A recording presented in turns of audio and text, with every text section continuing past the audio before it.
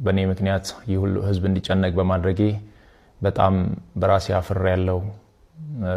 ማንንም ሰው ባያቅና ባይሰማ በጣም ደስ ይለኝ ነበር። ያው በአንዴ ወጥቷል፣ ምንም ማድረግ አልችልም።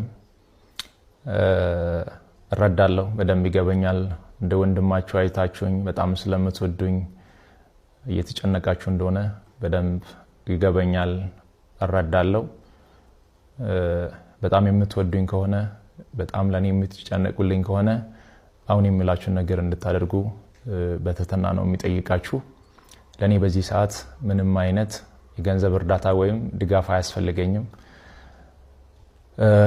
ለኔ በዚህ ሰዓት የሚያስፈልገኝ አሁንም ደግሜ የምነግራችሁ የኢትዮጵያ እናቶች ጸሎት፣ የኢትዮጵያ አባቶች ጸሎት፣ የወጣቱ ጸሎት፣ ሁሉም በየእምነቱ እንዲጸልይልኝ፣ ሙስሊሞች ዱዓ እንዲያደርጉልኝ ብቻ ነው የሚፈልገው። ከዚህ ውጪ ግን ሌላ ነገር የሚሆን ከሆነ ሌላ ህመም እየታመምኩባችሁ እንደሆነ በደንብ እንድትረዱልኝ ፈልጋለሁ። ከምንም በላይ እግዚአብሔር የናንተን ጸሎት የናንተን ልማና ሰምቶ እኔን እንደሚፈውሰኝ አምናለሁ። ለኔ የሚያስፈልገኝ በዚህ ሰዓት ላይ ይህ ብቻ ነው።